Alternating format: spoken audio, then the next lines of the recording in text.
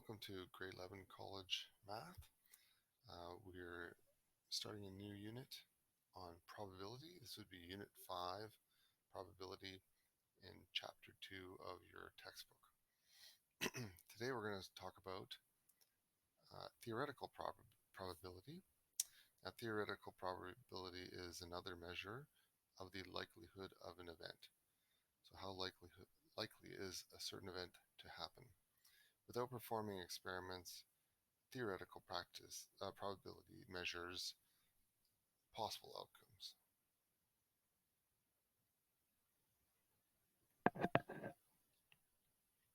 So, theoretical probability formula can be presented like this. Probability of any event. Now, this term event can be replaced with other terminologies.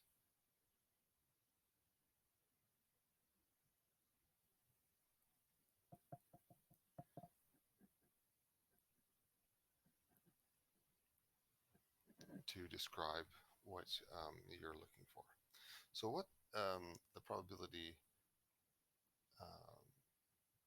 focuses on is the number of successful outcomes divided by the total number of possible outcomes.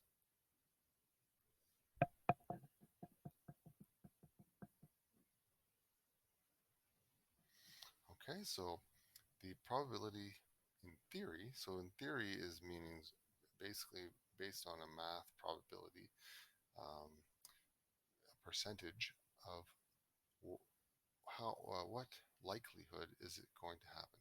The number of the successful outcomes that we're looking for divided by all the possibilities that could happen. So to calculate the theoretical probability, all outcomes must be equally likely.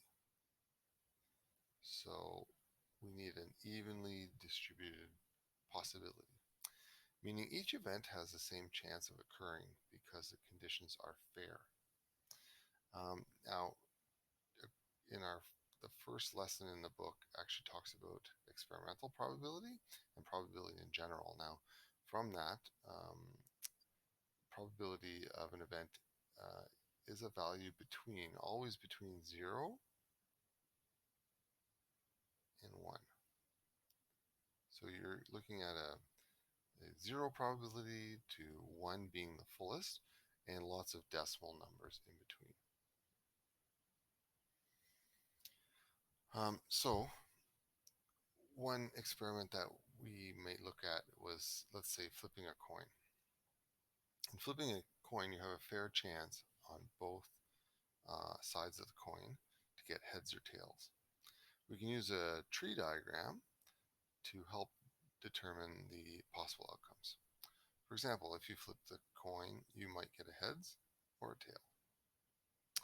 The second time around, you could get a heads and a tail. Obviously, heads and tails for each of these possibilities. So if we keep thinking this is a dichotomous possibility, meaning two possibilities, we can write out all the scenarios using our tree diagram. And so if we notice, in the end, we have 8 possibilities. Okay, so we have 1, 2, 3, 4, 5, 6, 7, 8 possibilities. What are those possibilities? So 1 would if we went heads, heads, and heads, all in a row. The second possibility would be, let's say we went heads, heads, tails. So the tree diagram helps us determine all the possible outcomes. What could be the third one? So if we keep along this path, okay, heads, heads, heads again. Sorry, we've already gone this way. So heads, tails, heads. Next, we can go heads, tails, tails.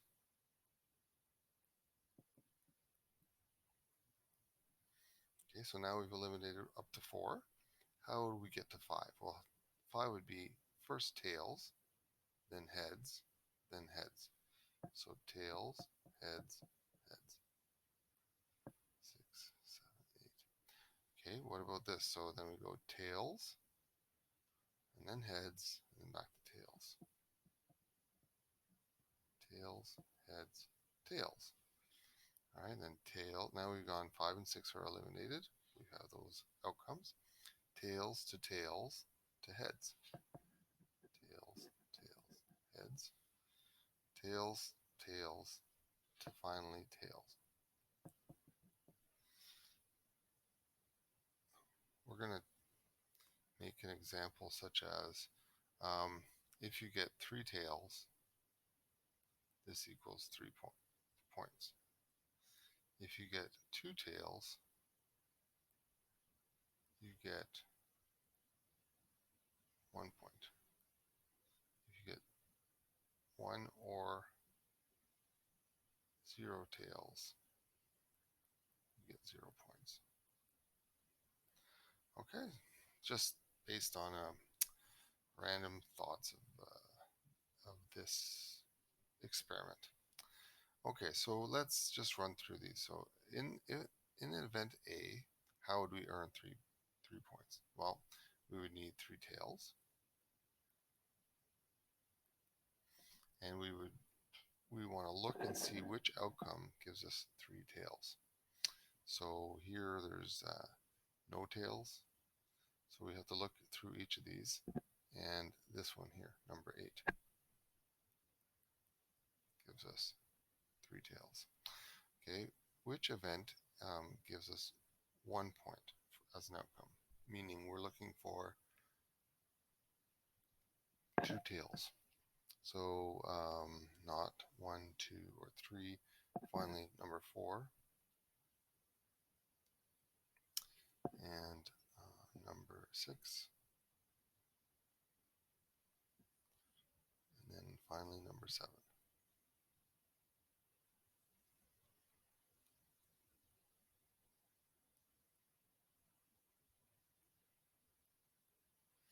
All right, so there's 3 outcomes that can work, and here there's either 0 for 0 points. There's either 0 tails or 1 tail.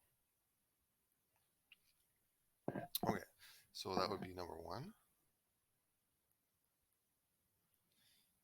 Whereas there's no 1 or 0 tails. Number 2, number 3. Keep looking. So look, only 0 tails, 1 tail, 1 tail, and 5. 1 tail. Now these have 2, 2, and 2. Okay, so there we go. So in this scenario, again, it is sort of, we're just sort of making this rule up based on what they were giving us. And so now that we've established like our results, we can look at finding out some probabilities. Listing the outcomes and the events gives us a more clear indication of the chances of having a particular event. In this case, you can calculate the theoretical probability for each of the events. What is the probability of event A? So we go to our equation again, our formula, and we say event A. So look how I've replaced the word event from up here with a more specific definition. So we're saying event A. So we want the number of successful outcomes over the total possible outcomes.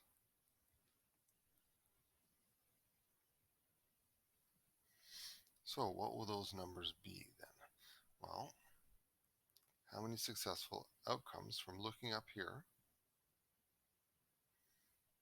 How many successful outcomes do we have? We only had one occurrence of that. One. Oh, funny. Okay, so we only had one occurrence. So we had one. How many possible outcomes do we have in total? Well, that was determined way back here. We said there was eight outcomes, possibilities.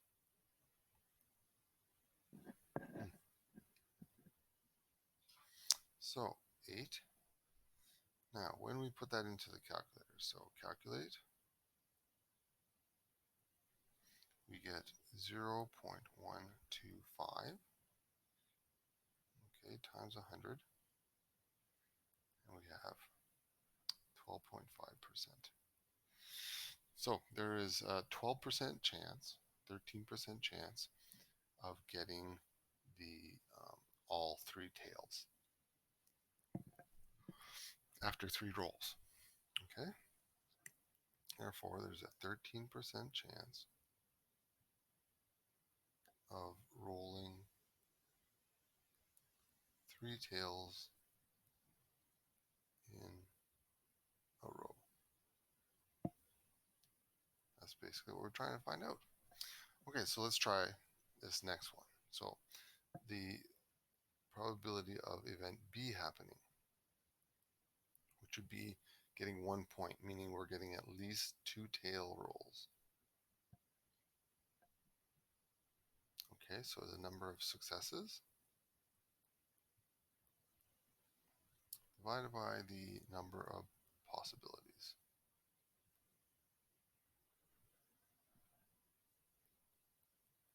So we're just sort of short forming, putting this into short form. So how many did we get? So from up here, there was 3 times it occurred, so 3 occurrences.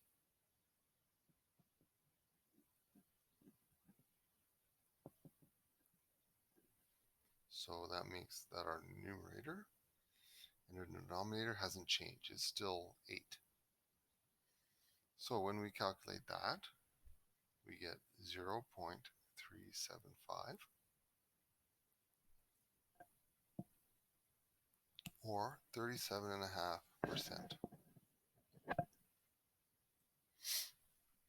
Okay, so then we can say, therefore, there is a 37.5% chance of rolling, no, flipping. Did we say rolling over here? Yeah, like dice. Should say flipping.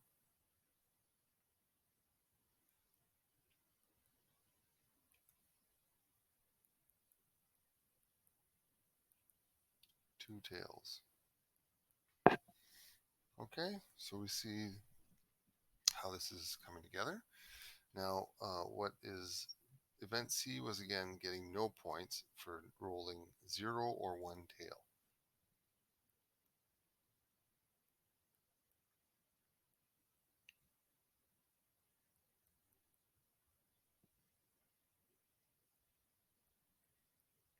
Okay, so number of successes and number of possibilities.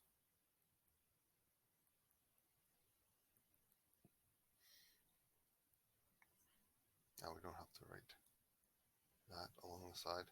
Okay, so looking above, we had 4 occurrences.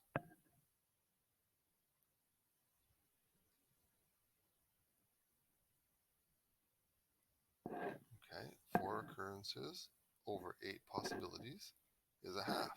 So we can even use that number in our head probably, which is 50%. Therefore, 50%. We can also use, instead of the word chance, we can say 50% probability, given that that's what our note is about. Probability of flipping 0 or 1 tail. Okay, so there's a very basic introduction to how probabilities can be worked out. The other thing you want to do is, I'll just make a little side note here. You can also want to say, anytime you have numbers like 4 over 8, we want to reduce to lowest terms. But we are going to use our calculators for the most part. So, okay, moving along, let's keep practicing. Here's an example we can do together, and we can pause it. You can pause it at any point, and you can try these questions before I reveal the answer. So let's keep that equation close by. A standard deck of playing cards is 52 cards, 13 of each suit. Remember, a suit is, right, hearts, diamonds, clubs, spades.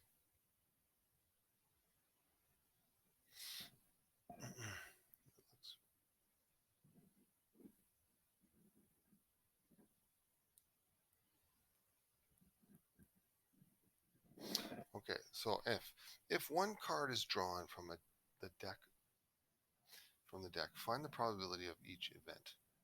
So out of 52 cards, right, what's our chances of getting a heart? Well, there are 13 heart cards in a deck. That we know. Anyone that's played cards before. So we're going to say the P, let's just remind ourselves, the P of an event happening. The probability of an event happening is the number of successes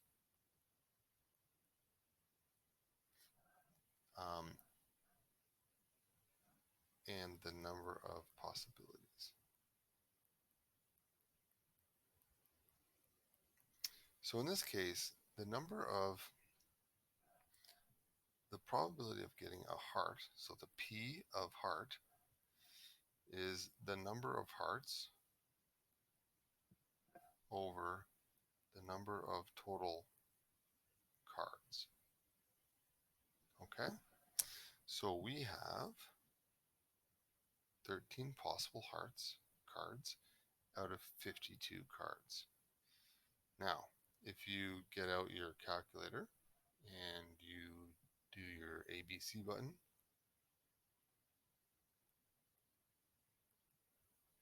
you will find out that it reduces. Okay, 13 goes into 52 1 out of 4 times. Now we kind of knew that already because hearts are 1 out of 4 sets. So we have a quarter of a chance. So therefore, you could also say this is 25%. So therefore, there is 25% chance probability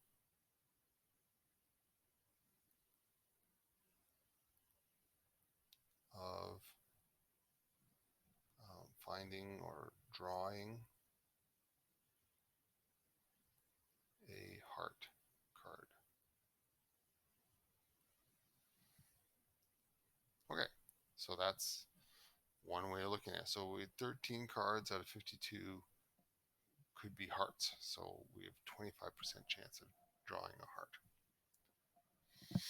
Okay, well, now let's look at the next example. An ace. How many aces do we have? We have one heart ace. We have one diamond ace. We have one club ace. We have one spade ace. In other words, we have 4 aces. Okay, so what is the probability of getting an ace? The P of our event, the probability of our ace. Okay, well, the number of aces in a deck over the number of cards. Notice how we sort of shortened the above formulas. So how many aces do we have in a deck? We have 4. We just figured that all out. We have 52 cards. And what does that translate to? Well, again, we could use our ABC button and go, we can go 4 ABC 52, and you will get 1 ABC 13.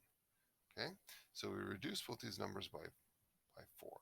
So 1 13ths. Okay.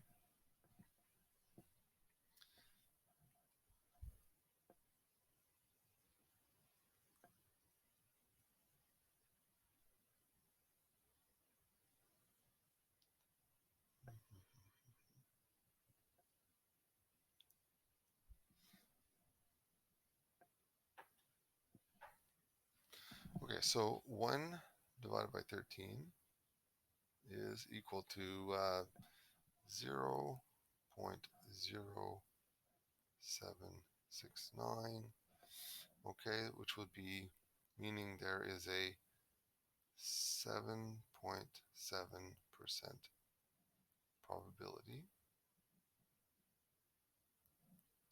of drawing an ace. Not not great, not great probabilities there. If you're betting on something, I don't know if that's a great probability to make a bet. But okay, so it gets more complicated. Now, again, you can pause this at any point to try to figure this out before I reveal the answer. Okay, so let's think about this one. This one's a little more complicated.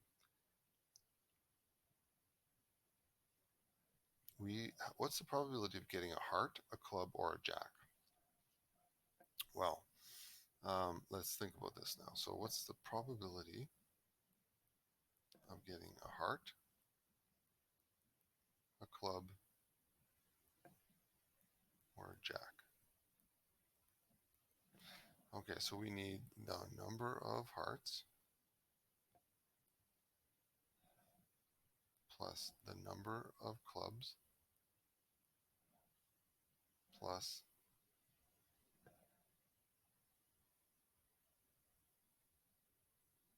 the number of jacks, all over the number of cards.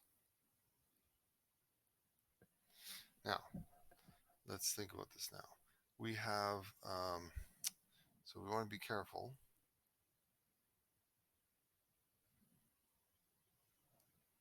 to not include jacks in the hearts and clubs.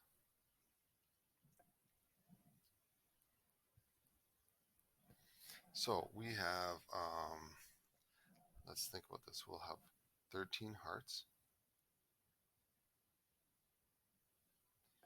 We'll have 13 clubs. Okay, and this includes a jack.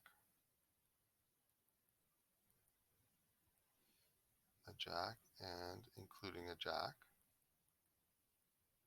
So really we only have 2 more jacks for spades and diamonds. So let's try this now. How many hearts? We have 13. How many clubs? 13. 2 more remaining jacks.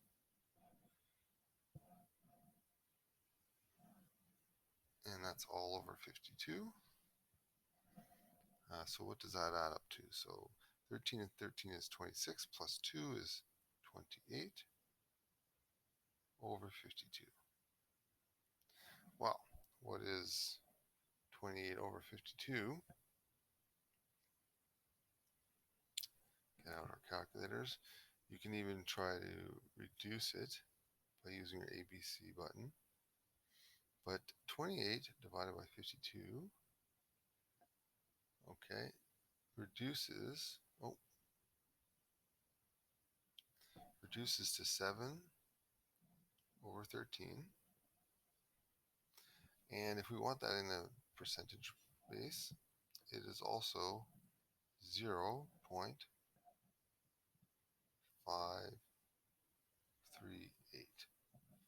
So therefore, we have a 50, let's just round it up, 54% chance or probability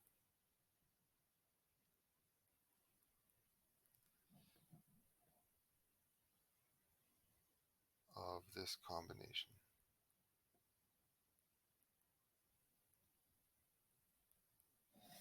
Okay, so 54% chance that we'll get either a heart, a club, or a jack.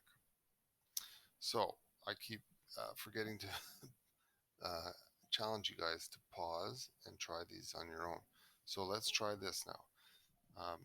You want, what's the probability of getting a heart, club, spade, or a diamond? One of those. So you try this out now. So pause the video, use the same sort of ideas we've been thinking about here, and then figure it out. There's a bit of a trick to this one, but so pause the video and give that a shot.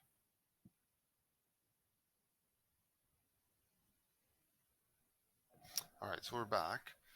This one's a little funny because we have 13 hearts, we have 13 clubs, we have 13 spades, we have 13 diamonds.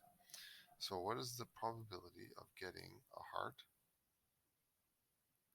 a club, a spade, and a diamond? So close that off. So we need to know the number of hearts plus the number of clubs plus the number of spades plus the number of diamonds, all over the number of cards. Well, we get 13 plus 13 plus 13 plus 13 all over 52, which we should know by now. 13 plus 13 plus 13 plus 13 is all the cards. So it's in fact 52 cards over 52 cards. And if we do that in our calculator, obviously we're getting 1. So there is a 100% chance or probability of this combination, which is just a silly example because all we're saying is we need one of any type of card. So of course we were going to draw either a heart, a club, a spade, or a diamond. So that was a bit of a trick question. Don't overthink it sometimes. All right, so similar to cards, we know that another game of chance always involves using dice or a single die. So here's an example where Jason rolls a regular 6-sided die. Find the theoretical probability of each event. Express your answer as a fraction in lowest terms and as a percent.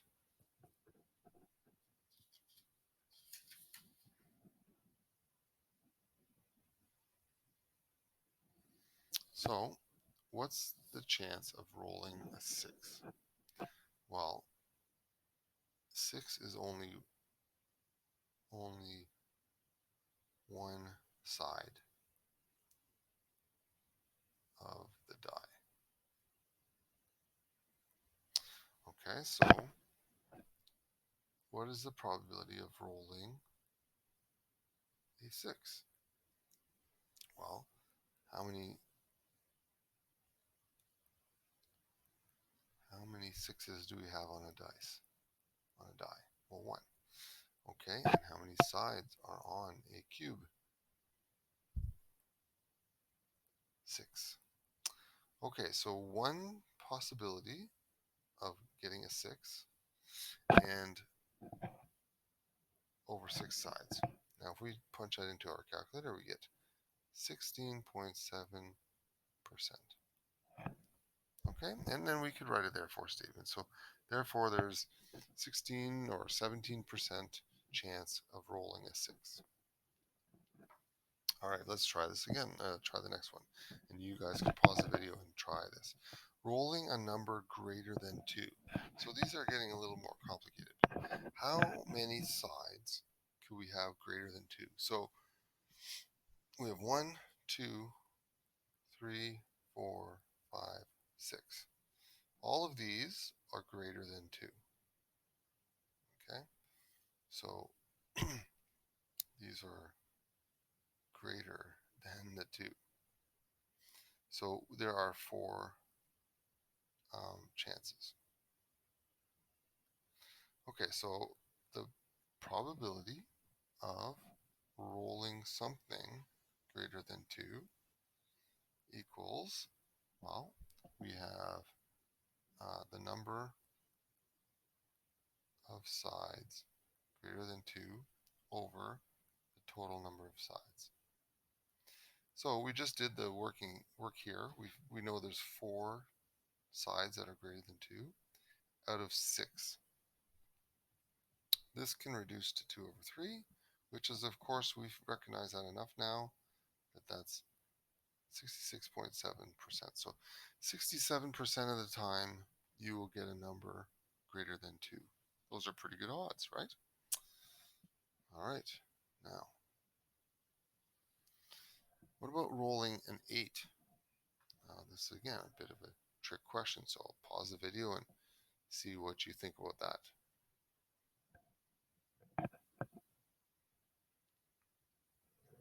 Okay, well, can we roll an 8? 1, 2, 3, 4, 5, 6 on the dice. And I don't think I've ever seen a dice with 8.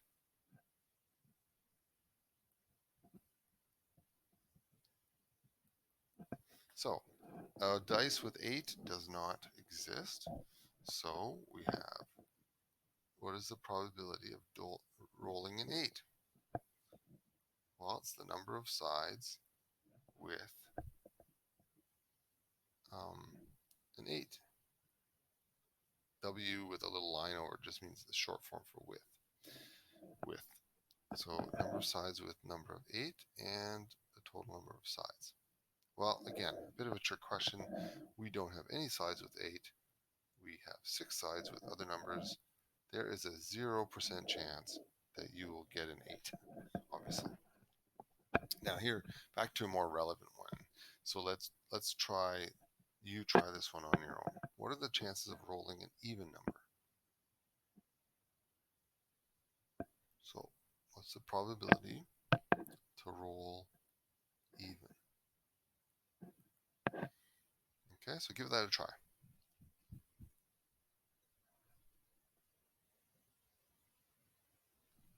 All right, so you pause the video, you give that a try. Well, it's the number of sides that are even by divided by the number of sides, obviously. Well, we have 1, 2, 3, 4, 5, 6. So all the even numbers, there's 3. Okay, so we have 3 sides out of 6. That's 1 over 2, which is 50%. There's a 50% chance of rolling something even. Very good. Now, we didn't discuss this, but there's actually kind of a part 2 to this lesson today, and you'll notice that there's more practice to do before we get to the worksheets. So we're going to move ahead right to the other form, the other note, and it's just more of this idea. Okay, so let's just recap that we have our formula we can restate. Okay, the probability of a certain event is the number of successful outcomes or occurrences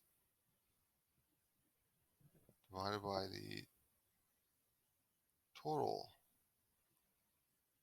total number of possible outcomes. All right, a little bit messy, sorry about that. All right, to calculate the theoretical probability, all outcomes must be equally likely. What does this mean?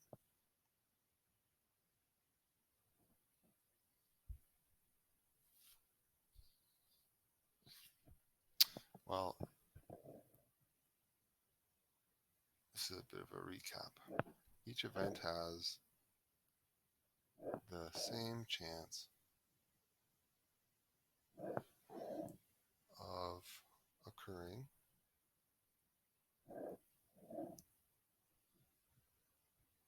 to ours because conditions are fair. Again, that's kind of a recap of what we did. We also talked about tree diagrams. Here are some ways to represent probability outcomes. Tree diagrams are one way to represent possible probability outcomes.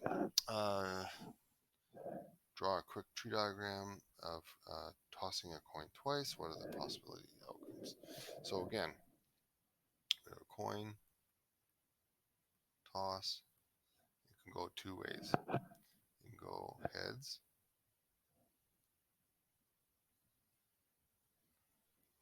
or tails. Okay, we do our toss, our first toss. Toss number two. Well, toss again, and we can go heads or tails. Here we can go heads or tails. Okay, so what did all the possibilities that occurred?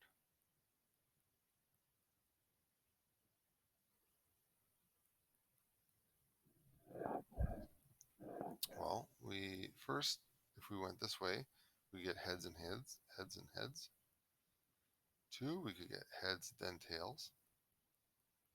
Just follow my pen going here. The other possibility was tails to heads. And the fourth possibility was tails, tails. Okay, so here we had four possible outcomes.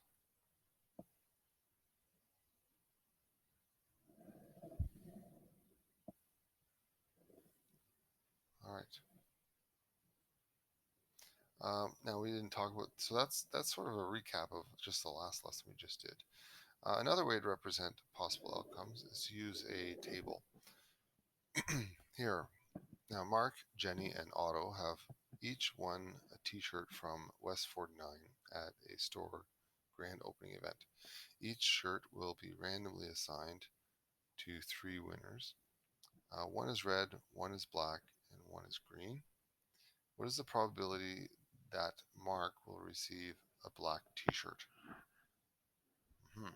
So, in the table, record all the different possible ways the t-shirt can be given to the three people.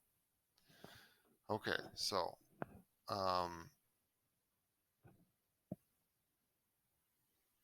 so let's try this. So if we go, all right, we have red, black, and green. Okay, let's say Mark got a black one, Jenny got the green,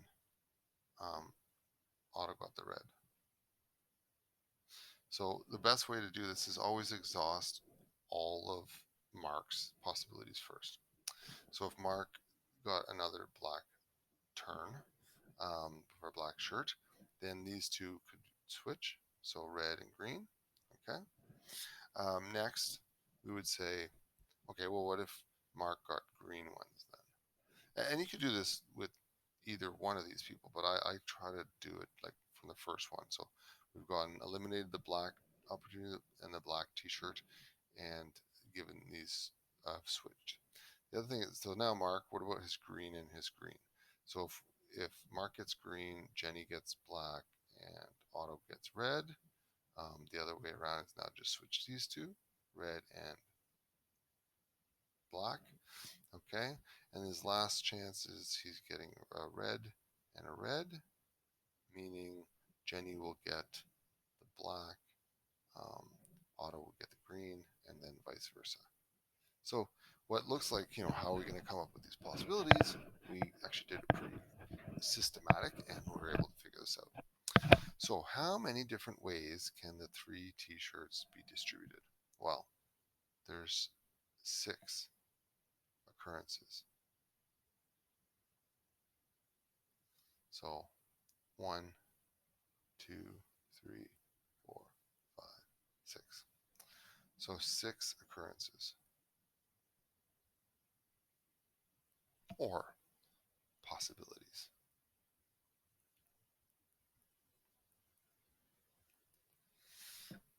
In how many, so then the next question asks, in how many of these arrangements does Mark receive black t-shirts? Well, that's right here. Mark has 2 black t-shirts. So, in 2 of them. Okay, then, what is the probability that Mark will receive a black t-shirt? Well, the probability of this event of getting a black t-shirt, okay, is 2 out of 6, which is 1/3 reduced, or we know this is 33%.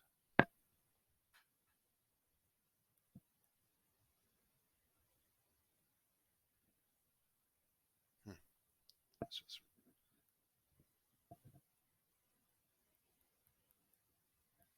33% probability of Mark receiving a black t-shirt.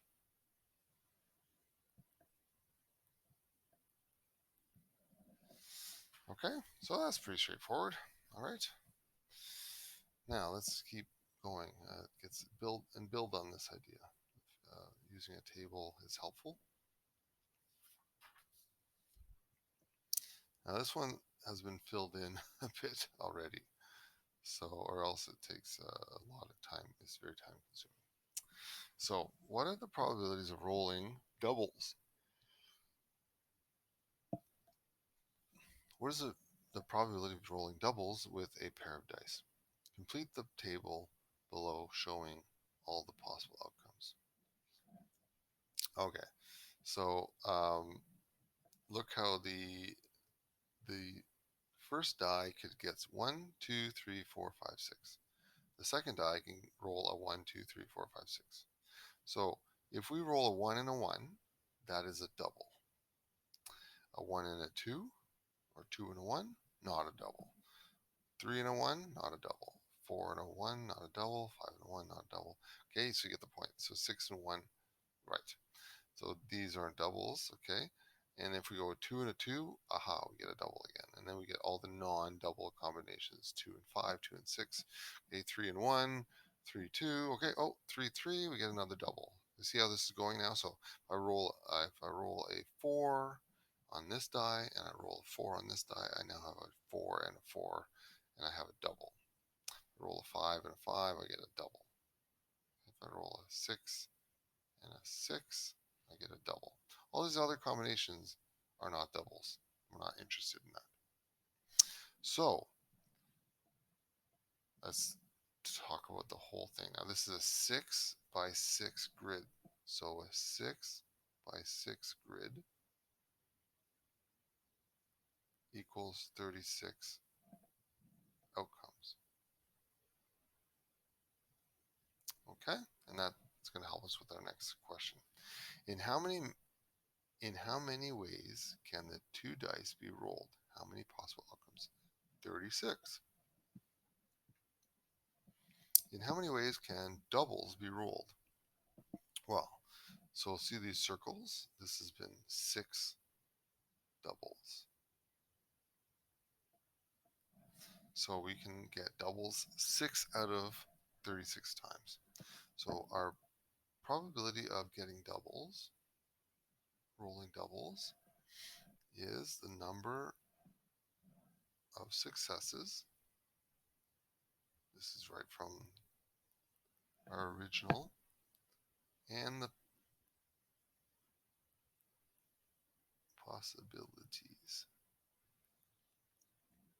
So 6 out of 36, we can reduce that to 1 over 6.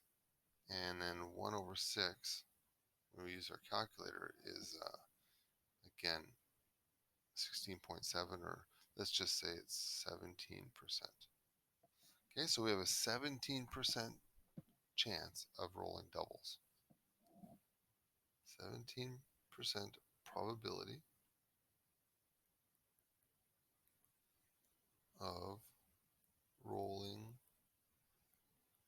a double. I don't know, is that good or bad chance? But 17% chance of rolling a double. Okay. Yeah, doing dice experiments are really fun to prove all this stuff and work it out. So anyways, here's another one. Okay, so here's a bit of a different take on it. Not doubles this time, but complete the table below showing all the possible outcomes for a sum of 2 dice. So in this case, we're adding up the sides. So if I roll the first die and I roll the second die, and they both get 1s, well, 1 plus 1 is 2, right? If I roll a 1 and 2, I get 3. I roll a 1 and a 3, I get 4. 1 and 4, I get 5. 1 and 5, I get 6. 1 and 6, I get 7. You see the point here, okay? So just add up each of these, all right? So 1 and 2 is 3. 2 and 2 is 4. 2 and 3 is 5. 2 and 4 is 6. 2 and 5 is 7. 2 and, okay, so 8. There we go. Now 3 and 1 is 4. You can go this way too. You can say 4 and 1 is 5. 5 and 1 is 6. 6 and 1 is 7. Right? 2 and 3 is 5. 2 and 4 is 6. 2 and 5 is 7. 2 and there's sort of a pattern here. 3, 4, 5, 6. All right, so keep going. 3 and 3 is 6. 3 and 4 is 7. 3 and so 8 and 9. All right. 4 and 3 is 7. 4 and 4 is 8. 4, 8, 9, 10. It's sort of, you can see it escalating. 5 and 3 is 8. 5 and 4 is 9. 5 and 5 is 10. 5 and 6 is 11. Okay, good. Keep going. 9. 6 and 3, 9. 6 and 3, 4, 10. 6 and 5. And finally 12. Okay, so good. Now, how many possible outcomes? Well, it's still a 6 by 6 grid is 36. So 6 times 6 is 36 outcomes. Now here's the interesting one. So how many ways can the sum of the 2 dice add up to 7? All right, so we have 7, 7, 7. Neat that they lined up right through the diagonal here. How many 7s? Number of 7s equals 6. 6 times.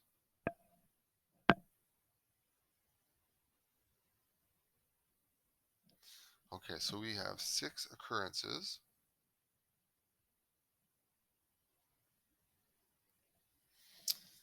Okay, so the natural question then is, what's the probability of rolling 7s with a pair of dice? So our probability of getting 7s equals the number of successes by the number of possibilities.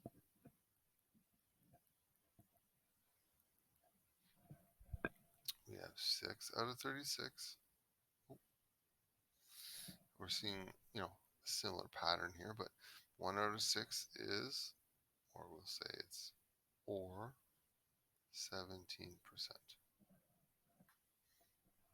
Okay, so we have 17% chance of rolling a 7. So, kind of cool. So, what is the probability of rolling odd numbers?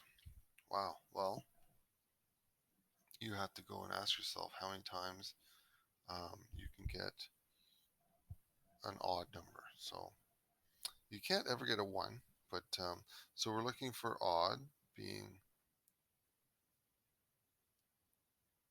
getting a 3, a 5, a 7, a 9, and 11. Those are the odd combinations. Okay, so we would say, what's the probability of getting a 3, a 5, a 7, a 9, an 11? Well, the number of successes by the number of possibilities.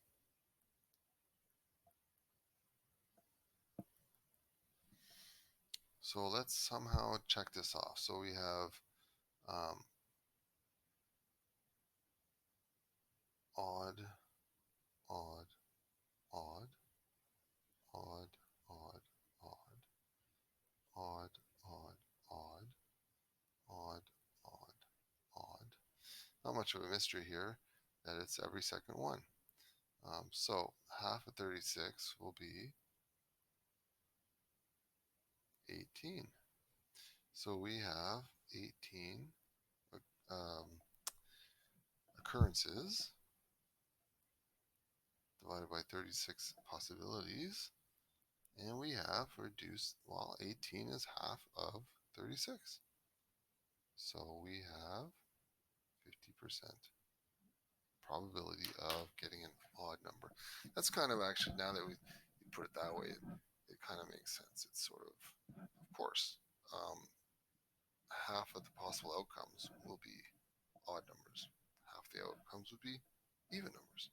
So again, that's kind of makes sense when you just talk about it. But when we make it into, sometimes when we put it into numbers, we make it a little bit more complicated than it needs to be. Anyways, so kind of an extended lesson where there's 2 parts there. I'm hoping that it makes some sense to you. You do have a practice sheet to do, and you have some recommended homework from your textbook. Okay, thanks for following along, and see you next class.